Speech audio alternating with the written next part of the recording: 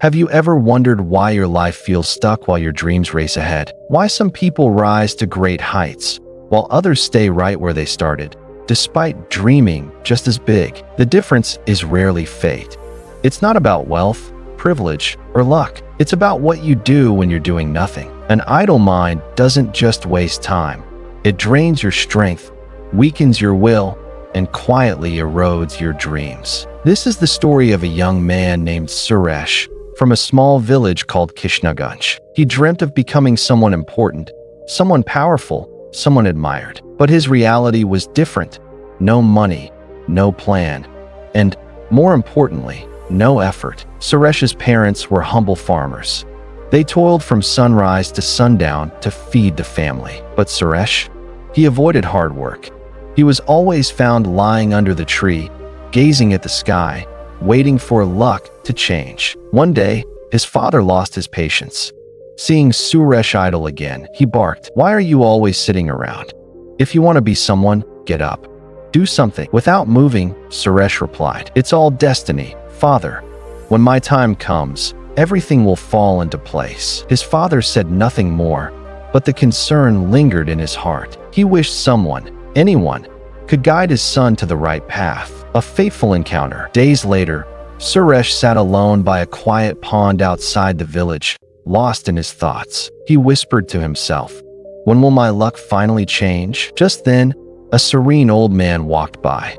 His eyes were calm, his presence powerful, as if the world moved slower around him. The man noticed the sadness in Suresh's face and gently asked, "Why do you sit here so defeated, child?" Suresh sighed, "Guruji, I want to succeed, but luck never supports me." The old man smiled, not with pity, but with clarity. Success isn't about luck. It's about karma, about action. Are you ready to learn? Without hesitation, Suresh replied, "Yes, Guruji. I'll do whatever it takes." The first rule: dream, but with open eyes. The old man took Suresh to a lonely hilltop. No comfort, no shade, just dust and rock. Exhausted, Suresh sat down. The guru stood tall and said, "If you want to succeed, dream with open eyes and a ready heart." Confused, Suresh asked, "But Guruji, isn't dreaming good?" The saint chuckled, "Dreaming is not wrong, child, but dreaming without action is. You've spent your days imagining wealth, yet taken no steps to earn it." Then he picked up a stone and placed it before Suresh. "This stone won't turn to gold on its own. It must be shaped, carved, polished. So must your dreams." For the first time, Suresh was silent, not with laziness, but with realization. He looked inward and saw the truth. He had been asleep in his own ambition. The first rule had sunk in. Rule number 1, dream, but with open eyes. Let your vision wake you, not lull you to sleep. Rule number 2, never sit idle. Stillness breeds fear. Action builds power. The next morning, long before sunrise, the old man woke Suresh. The cold mountain air stung his skin as he stepped outside. The guru pointed to a pile of 101 large stones. "Your task today," he said, "is to move each of these stones from here to the foot of that distant hill." Suresh blinked in confusion. "Guruji, this task has no purpose, no goal. What will moving rocks even achieve?" The old man smiled calmly. "Work does not need to make sense to make you stronger. When your mind is idle, fear takes root. Laziness grows, doubt spreads. But when your hands are busy, your mind is at peace." Reluctantly, Suresh began the task. The rocks were heavy. His arms ached. The sun climbed higher.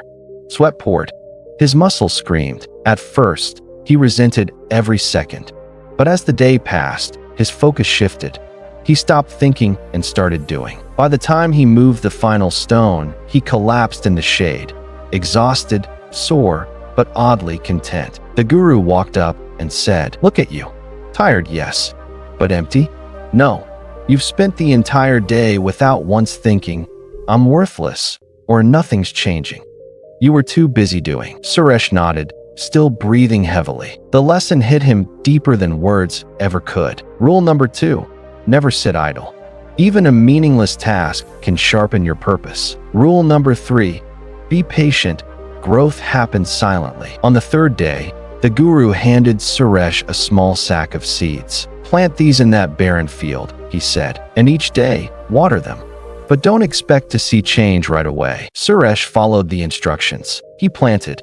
He watered. Then he waited. By evening, he rushed to the field, hoping to see sprouts. Nothing. Day 2, still nothing. By the 3rd day, frustration boiled over. "Guruji, this is pointless. I've worked hard, and see, nothing has grown." The old man chuckled and replied gently, "Do trees rise overnight? Do roots not form first, hidden deep underground? True success grows in silence before it blooms in sight." Suresh looked at the soil differently now. He realized he had always wanted instant rewards, instant results. But nature taught a different rhythm. Rule number 3, be patient. Just because you don't see growth doesn't mean nothing is happening. Rule number 4, learning never ends. The mind must grow, or it decays. On the 4th morning, the guru handed Suresh a thick, old book. Its edges were torn, its pages faded, but its presence felt powerful. Suresh looked puzzled. "Guruji, I thought we were focusing on action. Why this book?" The old man replied quietly. "A body without knowledge is a tool. A mind with wisdom is a weapon. If you stop learning, you stop evolving. The greatest warriors sharpen not just their swords, but their minds." Suresh sighed, opening the book reluctantly. The first few pages bored him. He didn't understand the point, but he kept reading. Slowly, the words began to grip him. Ideas sparked in his mind. Stories revealed life lessons. He began asking questions, deep ones. By the evening, he was hungry for more. The guru watched him quietly and said, "See, learning is not just reading. It's awakening. When your mind learns, your soul stretches." Rule number 4, keep learning. Knowledge is the fuel your purpose runs on. Rule number 5, don't fear failure. Let it be your teacher. The next morning, the guru led Suresh to a massive banyan tree. "Climb it," he said simply. Without hesitation, Suresh grabbed a branch, but his foot slipped. He fell hard. Dust flew. His elbow throbbed. Frustrated, Suresh shouted, "This tree is impossible. I'm not meant to do this." The guru knelt beside him, smiled, and said, "No, this isn't failure. This is your first lesson. Every fall is a map of what not to do next." Suresh, gritting his teeth, stood up and tried again.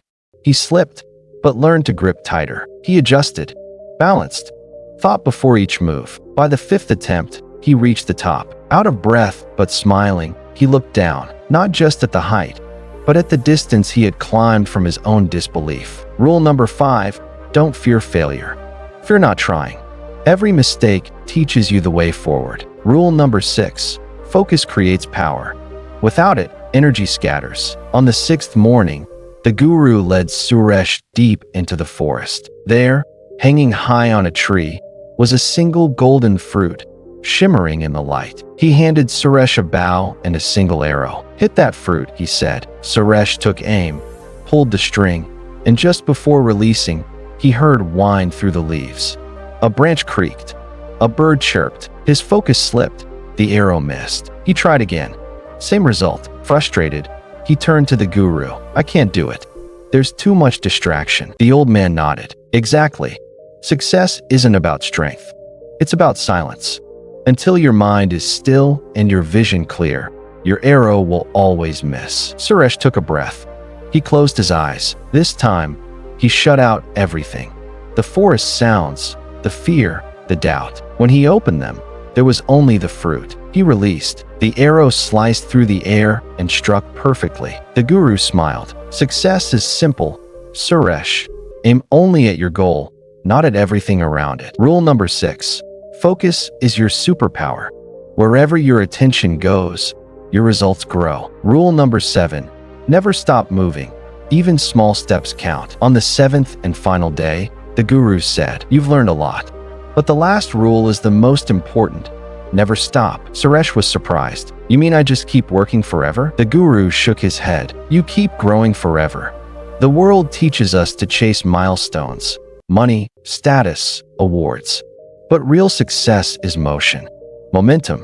The river never stops. And that's why it carves valleys." Suresh was silent. The old man continued, "Some days you'll feel stuck. Some days, nothing will seem to work. But if you stop, you drown. If you move, even slowly, you rise. To seal the lesson, he told one last story, the stone breaker. There was once a man who broke rocks for a living. Every day, he swung his hammer 100 times, and the stone didn't crack. But he never gave up. On the 101st strike, the rock split wide open. People asked, "Was it that last strike that broke it?" He smiled and said, "No, it was all 101 of them." Together, Suresh listened, eyes wide, heart full. He understood. From that day on, he no longer waited for perfect timing. He woke early, worked daily, studied constantly, failed with pride. He never sat idle again. Years passed. He became one of the most respected men in his village, not just for his success, but for his discipline, clarity, and humility. Whenever someone asked him, "What's your secret?" he would smile and say, "Never sit idle. Even when the path is unclear, keep walking."